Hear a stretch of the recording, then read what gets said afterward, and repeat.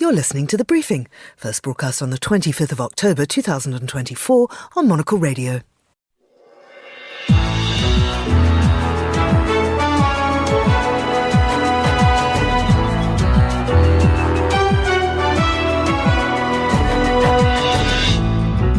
Hello and welcome to The Briefing, broadcasting to you live from Studio One here at Midori House in London. I'm Georgina Godwin. Coming up on today's programme... Rest assured that enlargement will remain a top priority for the European Commission in the next 5 years. European Commission President Ursula von der Leyen is in the Western Balkans, assessing various partners' progression on the EU path. Chris Chermak, our senior news editor, joins me to talk Austrian elections. Hi, Georgina. I'll be talking about why, after the Austrian elections, the loser of those elections is now being tasked with forming a government. We'll be previewing our brand new show, Monocle on Fashion, by running a highlight from an interview with the CEO of My Theresa. We'll have a hit of business news, and on its opening day, we'll find out how and why Tim Burton's new exhibition at London's Design Museum is pulling in the crowds.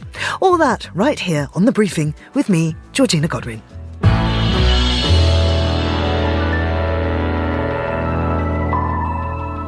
European Commission President Ursula von der Leyen is currently on a trip to the Western Balkans, meeting the leaders of Albania, North Macedonia, Bosnia and Herzegovina, Serbia, Kosovo and Montenegro. Well, Guy Delaunay is Monocle's Balkans correspondent. He's on the line from Ljubljana in Slovenia. Now, Guy, I've been reliably informed by my producers you've been working very hard to cultivate a new and sexier voice. I tell you what, Georgina, if they ever get those back in fashion, those movie trailers which open up in a world where I'd be absolutely fine. Poor thing, I understand you've got a sore throat, so we're going to ask you to battle on through it and tell us what the purpose of von der Leyen's tour is to the Western Balkans. So if you're going to 6 countries in 4 days, you're not exactly doing much in depth. So what this is, Georgina, is, I suppose we could call it a little bit of window dressing. It's the 4th time that Ursula von der Leyen has done this annual tour of the Western Balkans. And it's a way of saying, we're serious. We actually want you in the club. And she's going around and she's saying nothing unflattering. She's not carrying a stick. She's even been in Sarajevo this morning in Bosnia. And you'd have thought that she would have a bit of stick for Bosnia and Herzegovina because they didn't get their reform agenda submitted in time. But instead, she said, no, this is a window of opportunity. The winds of opportunity are blowing. We can work together. I'm going to make expansion my priority, and we're going to work together with Bosnia and Herzegovina to make sure you're included. So it's a very positive message that she's bringing. And there's a lot of money involved too. Well, in this instance, it's 6 billion euros. And the countries that have completed their reform agendas, well, have submitted them and they've been approved, and that's 5 out of the 6 of them, excluding Bosnia, are going to get a share of this 6 billion euros. That's very nice.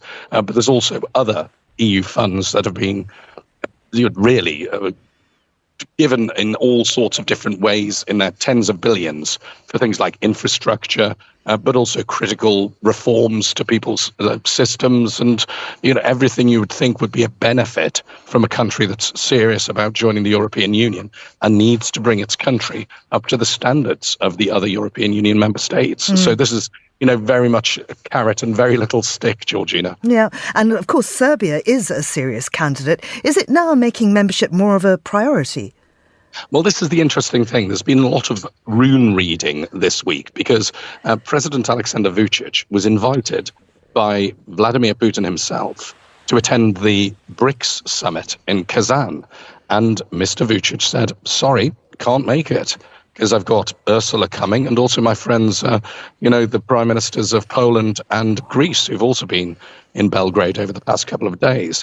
Now, it doesn't take a great leap to look at this and think, well, here's Serbia, which has been sitting on the fence or teetering along this particular tightrope between East and West for as long as anyone can remember, making a decisive shift towards the West, prioritising the visit of leaders of EU member states and the President of the European Commission over maintaining this special friendship that Serbia has always said that it has and values with Russia. I mean, Serbia did send a ministerial delegation to Kazan for the BRICS summit, But it's nothing like the same as sending the president. The optics saying, sending a very strong message indeed. Of course, there are other people who are getting themselves in contortions to say, that's not what it is at all. Serbia's still, Mr. Vučić is still playing his game of 3D chess with Russia and China and the European Union, and working out who's going to give them the best benefits and how to play all those people off against each other. And that's quite possible too. But this week's signals have been very strongly towards the European Union and Brussels. And speaking of Russia, I wonder what the reactions have been in the Western Balkans to the EU referendum result in Moldova. I mean, the country did vote yes, but by a tiny margin, and alleging huge Russian interference. And again, when you come back to this visit by Ursula von der Leyen, Georgina, I think the timing of that and this referendum is significant, because countries in the Western Balkans got a little bit fed up when the European Union started making noises about fast-tracking Moldova, Ukraine, and even Georgia towards European Union membership. They were saying, hang on a second, you promised us in 2003 with a Thessaloniki Declaration that you would prioritise our membership in the European Union, and none of us are there yet, apart from Croatia, which joined in 2013. So I think, people will have had a little bit of an eye on the referendum in Moldova. Certainly in Serbia, support for European Union membership isn't what it was, say, back in 2003, that's for sure. But a lot of that's to do with EU prevarication. And if Ursula von der Leyen can really prioritise expansion to the Western Balkans as she's promising, then you may find that those opinions start becoming more positive rather swiftly. And where are all these Western Balkan countries in terms of their EU accession talks? I mean, can we put a date on it? Yeah, I mean, people have been trying to put a date on this for as long as this idea has been around of the countries of the Western Balkans joining the European Union. I come back to Douglas Adams, Georgina. I know you appreciate books, and Douglas Adams has this famous quote, I love deadlines. I love the whooshing sound they make as they whiz by. So when Serbia started its negotiations more than a decade ago, 2020 was the target date. A couple of years ago, it was reset to 2030. And if you ask Albania's Prime Minister Edi Rama, they just opened their first negotiation chapters last week, he will simply laugh and says, I'm not going to put a date on it at all. Look at it. Look at what's been happening over the years. But, if you are concerned about the region, if you are concerned about the security of Europe and the part that the Western Balkans has to play in that, sooner or later, there has to be large-scale commitment from the European Union. It may not go down well with the electorates of existing member states, but you can't please everybody. Absolutely. Guy, thank you very much indeed. And I really hope your throat gets better soon. That was Guy Delaunay, Monocle's Balkans correspondent. Now, here's Hassan Anderson with the day's other news headlines. Thanks, Georgina. An Israeli airstrike in Lebanon has killed at least 3 journalists and wounded several others. 5 journalists had previously been killed by Tel Aviv's offensive. Lebanese Minister Ziad Makareh called the attack a war crime. The US Senate Finance Committee chair has asked for an investigation into whether Jared Kushner, Donald Trump's son-in-law, has functioned as an unregistered agent for Saudi Arabia. The Democrat lawmaker cited a Reuters report that Kushner discussed foreign policy with Saudi Arabia's crown prince multiple times since leaving office. And over 1 million people have been evacuated from India's eastern coast as Cyclone Dana made landfall. Authorities in Odisha, which is home to 42 million people, have prepared for the storm in the hopes of avoiding the death toll experienced in a devastating 1999 storm. Those are the day's headlines. Back to you, Georgina. Thank you, Hassan. Now, Alexander Van der Bellen, Austria's president, has tasked the incumbent Chancellor Karl Nehammer, head of the centre-right People's Party, the OVP, with forming a new government, even though his party only received 26% of the vote. The Eurosceptic pro-Moscow anti-Muslim Freedom Party won with 29%, but couldn't find a coalition party with whom to govern. Well, Chris Chermak is Monocle's senior news editor and also Austrian, sort of. Sort of. Half Austrian, half American, but I'm taking my Austrian side for this one. Okay. Well, how unusual is this decision by the president? Well, it is a first in Austria, so very unusual in a word. Traditionally, of course, like anywhere else, if you have elections, it is going to be the party that wins those elections that is at least first tasked with forming a government. So I think what often happens also in other European countries is, say, the first party gets the first crack, the winner gets the first crack at it, and if they fail, then it falls to another party. But in this case, the fact that Van der Bellen went straight, if you will, to the second party rather than giving the Freedom Party a try is quite significant. So why did the president not pick the Freedom Party? So there's a few reasons for this. One, I think it's fair to say that Alexander Van der Bellen is no fan of the Freedom Party. He is a former leader of the Greens and is now the president, and he's been quite outspoken about the fact that he is not happy with the Freedom Party essentially having won this election. But the other side of this, this is the one power he has as president. It's a relatively ceremonial role, if you will, in Austria, but this is his power, right? At this point, after an election, he decides who's going to form a government or try to. And he was, to be fair, also reflecting the realities of the situation. Even though the Freedom Party won, as you said, with 29%, that is a plurality. It is not a majority. And if nobody else wants to work with them, and that was becoming clear over the last few weeks, well, then they have no hope of actually governing. So that's really why Van der Bellen has gone back to Karl Nehammer, the second party, and said, well, you try then. Well, and can Nehammer do it? That will be the question. So Karl Nehammer will be meeting with basically every other party except for the Freedom Party today. He's meeting with the Social Democrats, the Greens, the Neos, who are kind of a liberal in the economic sense of the word party in Austria. And he's going to need basically 2 of 3, because even the center-right People's Party and the Social Democrats alone do not have enough. And that's been typically the case in Austria. We've had these grand coalitions of the two, the center-right and center-left parties before. This time around, because of how well the Freedom Party did, even that is not enough. So the question is going to be what these other parties are going to try and extract from Karl Nehammer in order to join, whether that's the Social Democrats as the third party, but then also these smaller ones, either the Greens or the Neos. So, there is some consolation for the Freedom Party, even if they're not able to form a government. They are filling the second most important role. That's the Speaker. That is, of the Parliament of Austria, the Parliament President, if you will, is now Walter Rosenkranz. He has been elected, and this is the first time that the Freedom Party has gotten the Parliament President or Speaker. And this is, of course, very significant. As you say, it is the second highest position. And Walter Rosenkranz himself is quite a controversial figure. He did run for president against Alexander Van der Bellen back in 2022. He lost that very significantly. Van der Bellen was re-elected by about 80% of the vote. So this is Walter Rosenkranz's chance to shine, and he is a pretty unapologetic member of the sort of right wing of the Freedom Party. He's also particularly unapologetic about being a member of a Burschenschaft, and this is one of these hard to describe things in Austria and Germany, kind of like an adult fraternity, but that has very far-right links going back through history. Israeli groups in Austria have complained about Rosenkranz being chosen to be head of the parliament.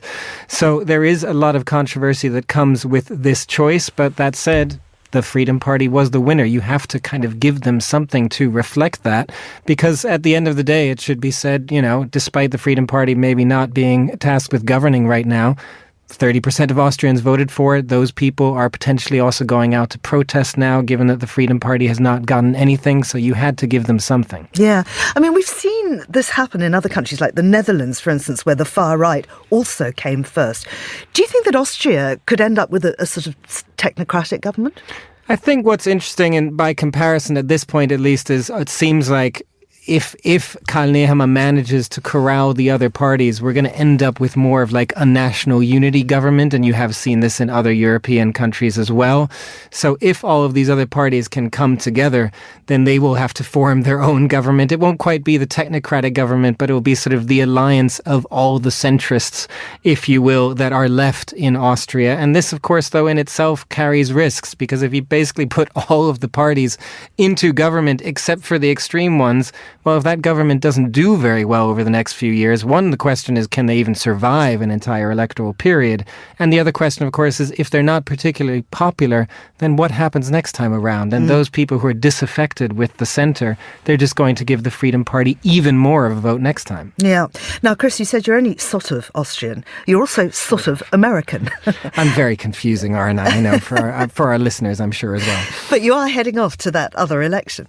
I am heading off to that other election. election. I will be there from next week in Washington, D.C., reporting out of there. We are going to have a number of shows from Monocle Radio coming out of the United States, both out of Washington, D.C. and out of Atlanta, Georgia. And Georgina, for that matter, you are also going to be there. Perhaps you can tell our listeners what you are up to. Well, I'll be reporting from Charleston. I'm actually there for a literary festival. The most exciting bit about it is the recreation of Truman Capote's Black and White Ball on the opening night. But after that, and after conducting a number of on-stage interviews with writers, I am at Monocle's disposal. So I'll be reporting from Charleston in South Carolina.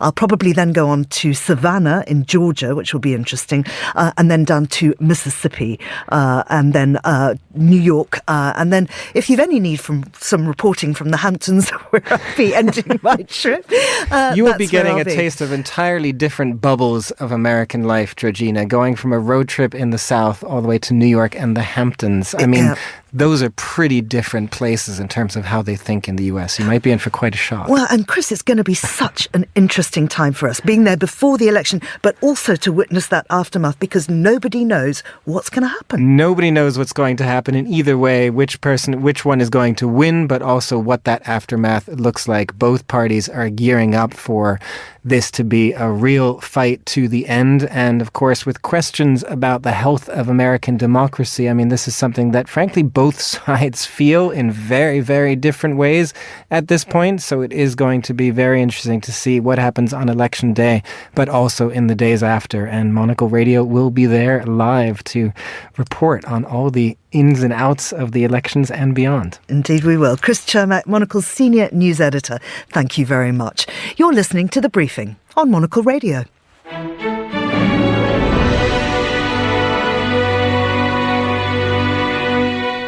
You're back with a briefing on Monocle Radio. Now, Ewan Potts, Bloomberg's reporter, joins me now with a roundup of business news. Ewan, hello to you. Hi, Georgina. We've just been talking about the US election, and of course there is one man who is pouring a great deal of money into the Republican Party. His company seems to be doing quite well too, after lots of fears that it wasn't. I'm talking about Elon Musk and Tesla, of course. Yeah, and he's a great deal richer than he was a couple of days ago. The market's value of Tesla has risen $150 billion in just one day. The shares jumping 22% in New York yesterday. That was their biggest gain in more than 11 years. Now, the EV maker has reported surprisingly strong earnings, pleasing investors. CEO Elon Musk offering also an upbeat outlook for next year, citing the rollout of more affordable models. Though not for the first time, a lot of the detail was lacking. He does say that he's expecting sales to rise by something like 20 to 30%. Pretty vague, but it's a decent range of numbers. The Cybertruck generated its first profit in this quarter. It's actually the best quarterly earnings for Tesla in more than a year.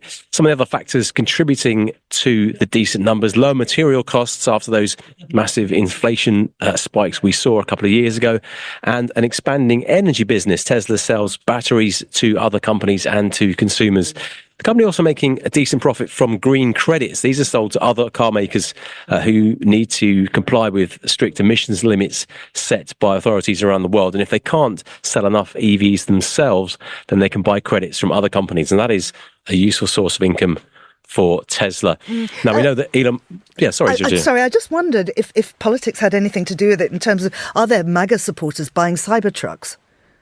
Well, that's an interesting thought, isn't it? It's very interesting to speculate about how Elon Musk's politics play into his business. Clearly, he hopes that the election of Donald Trump will be a useful headwind, or useful tailwind, I should say, for his businesses. There's lots of regulatory approvals he needs to get, not just for SpaceX, but also for Tesla itself. The company's betting on autonomy, those autonomous taxis, and there are lots and lots of regulatory problems that need to be overcome. And I think he thinks that a Donald Trump presidency will be useful in that way. But also interesting thinking about how he operates on X. We know that politically he has really shifted to the right, shifted to supporting Donald Trump in a big way.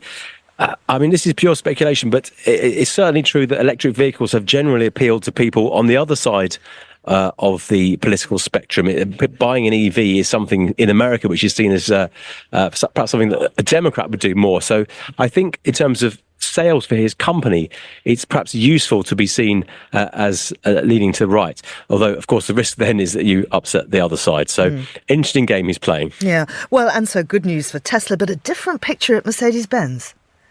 Yeah, more bad news out of Germany today. A key gauge of profitability at Mercedes-Benz has slid to 4.7% in the latest quarter. That's way below Mercedes' minimum target of 8%. Now, the decline comes after sales of its most expensive models dropped particularly severely during the period. And it's really dealing a blow to Mercedes' strategy, which is luxury first. And so that was supposed to deliver higher profits for the German car maker. And it's really been hit by China's economic slowdown particularly hard. China is the world's biggest car market. It's by far the most important market for Mercedes-Benz. And Chinese consumers are not spending at the moment. And the trouble for the company is they have a vast industrial footprint, so they face much higher costs than firms like Tesla. And like so many of the legacy car makers, it's having to invest heavily in research and development to electrify its business. And at the same time, it is producing both electric and combustion engine cars in their sprawling network of factories. And they're both very different products. ICE cars and EVs are really completely different. So producing both of them at the same time whilst investing in R&D is an awful lot to be dealing with. And this is the problem really facing a lot of the legacy car makers. For its part, Mercedes says it's going to step up cost reductions. Its shares trading lower today, adding to losses we've seen since the start of the year. Ewan, thank you very much indeed. That's Ewan Potts, a Bloomberg reporter. This is The Briefing on Monocle Radio.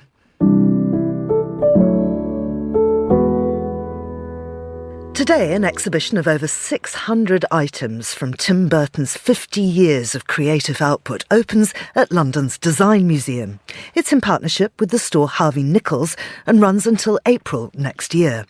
The exhibition comes to London after a hugely successful decade-long world tour that's seen it visit 14 cities in 11 countries since 2014. Well, joining me now on the line is Maria McClintock, who's curator of the World of Tim Burton at the Design Museum. Maria, many thanks for joining us. Why has Burton never shown in London before? He lives here, after all. Thanks for having me. Good question. I think the fact of him living here is probably why he's sort of held back on staging the exhibition here.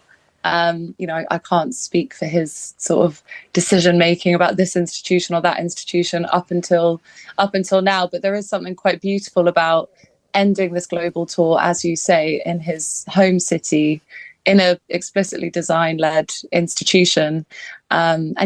London is the place that he first discovered Sondheim. It's a kind of gothic hotspot. So there are many kind of Burton-esque symbols here that are quite rich and pertinent. I understand that there have been unprecedented levels of interest in this show. Tell me more about that. Yes, it's quite overwhelming. It's our highest ever pre-sale that we've had for an exhibition before, and I think that, to me, I feel that is down to many kind of factors, one of which being cinema and design is a sort of a strand of our programming that we're really, really keen to sort of evolve. We had an amazing Stanley Kubrick exhibition in 2019. We're looking ahead to a Wes Anderson exhibition next year. But of course, more than anything, Tim Burton is an incredibly loved director. His films are incredibly loved. His sort of prolific creative output is incredibly loved. So yeah, it's really quite an exciting moment to be involved in that, really. There are over 600 items on display, I believe more than was on the original tour, and that's divided into 6 sections. So these start with suburban beginnings and it goes right on through to beyond film. I wonder if you could just talk us through those various sections, the journey that visitors will follow. Sure, would love to. So I was quite keen to unravel a story that might be a little bit more surprising for the visitor. You mentioned suburban beginnings in the opening room. Tim Burton's upbringing in a very kind of atypical great American suburb, almost mid-century was a deeply formative experience. For those familiar with the kind of homogeneity of those places, there was something in there in creating a sense of outsiderness for Tim. He was a deeply creative child. He was showing a very early propensity for drawing and creative practice, and anything he could get his hand on, really, from a Super 8mm camera to a Polaroid, he was picking it up and playing around with it. The following room, Crafting Imagination, moves from the Hollywood suburb to the Hollywood studio. What I really wanted to do there was, there are these sort of aphorisms that we associate with Tim Burton, German expressionism, spirals, stitches, but what does it all really mean, and what are his set of key influences? We had kind of unlimited access to his archive in London, which was incredible, and what we were able to do there was to really pick out actual artifacts that have informed his development as a director. Like, we quite literally had to pry famous monsters of Filmland, which is quite an amazing magazine from the, I think it's about 100 years old now, along with sort of Hammer horror posters and Japanese kaiju posters as well. And then we move into building worlds, and something that's often said about Tim is he's an excellent world builder. A Tim Burton film when you see one, and The Visitor is sort of still ever so slightly behind the film set, and we've organized the room with these kind of big fantastical expressions of his set design to stage films like Alice in Wonderland, Edward Scissorhands, as I mentioned, both Beetlejuice films, both Batman films that he worked on. We place his drawings. He basically, every character, every scene is initiated through a drawing. So those kind of Genesis sketches are put into conversation with costume and prop and set. He's worked with the same designers across many films: Colleen Atwood in costume, as I said, Bo Welch in production, McKinnon and Saunders in puppetry. So we've really taken a moment as a design institution to host them and celebrate them. And then, as you say, we finish in Beyond Film. That's kind of from the world of Tim Burton into his universe. Tim has worked on projects outside of film, of course. His fans will know books like The Melancholy Death of Oyster Boy and Other Stories. He's directed music videos.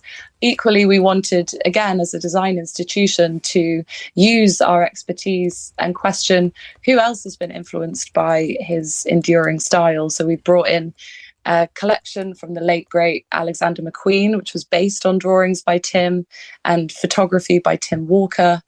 And you exit through the gift shop, so to speak. Thank you very much, Maria. That's Maria McClintock, curator of the World of Tim Burton at the Design Museum in London, which opens today and runs until April next year.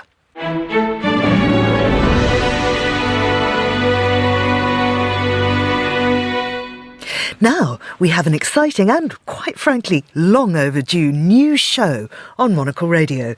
Monocle on Fashion will premiere today at 1600 London time. It's already up on monocle.com if you're too impatient to wait until then. Hosted by Monocle's fashion director, Natalie Teodosi, the show will bring big interviews, breaking fashion news and special reports. Today's premiere features an interview with My Theresa CEO Michael Klieger, and the briefing was lucky enough to get a sneak peek. Natalie began by asking Michael how My Theresa had maintained strong relationships with the brands that they host online. I would say there are two elements which I believe we're doing well. One is we are truly respectful of the brands, of the maisons, because to create a fashion brand, a fashion house, takes so much effort and money. So it is no surprise that fashion houses or maisons are very protective.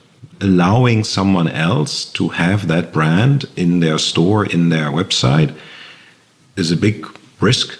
And they want to be sure that the brand is treated well, because everything they created, everything emotionally that they have put into the brand can be destroyed if a partner is not fully respectful of that. And I think we earned the reputation to do that. I mean, no one believes that we do something harmful, but as simple as the right photo, the right imagery, the right model, the right styling. I mean, all of that comes back to, can the brands trust us? And the second element, in this brand relationship is that we can really bring something on top, because the big debate that brands have, why should we work with someone else to sell our products? And it's a fair question. If they sell the product with someone else, they share the profit. And so our clear case is that we bring customers that would not have bought this product, because our customers are very much occasion driven. And so most customers that come to My Teresa say, oh, I need a dress, or I need a clutch, or I need some nice sandals for the holiday. They are not coming to the site because they say, oh, I need a Dior bag, or I need sandals from Valentino. And therefore, we inspire, we make people buy something. And therefore, we don't steal customers from the brands. We bring customers to the brands. And we are also have very much a mindset to share. I mean, when we do these events with the brands, there are customers for everyone, because we feel very comfortable that we have strong relationships. So respectful of the brand and really bringing something to the party and not just stealing business, so to speak. And for you personally, I think understanding the culture of the brands, following them so closely, I think you're one of the few CEOs that I see very regularly on the front rows of shows and following the journey of each brand. Does that give you like a much better grip about what's happening in the industry, who you need to be talking to, who you need to be partnering with? You're absolutely right. I mean, I enjoy the shows, but actually it's a lot of hours you spend. Absolutely. But going to a show, particularly when there's a new designer, it is, you get it. I mean, if it's done well, you get it. You know what are they trying to do. You get the vibe. You see the guests. You understand the mood. After each show, there's applause, but you feel, is it the courteous applause or is it the heartfelt applause? And these are all, for me, super helpful bits of information, super helpful feelings, so that when next time we talk business, I have that context. So I find it enormously enriching.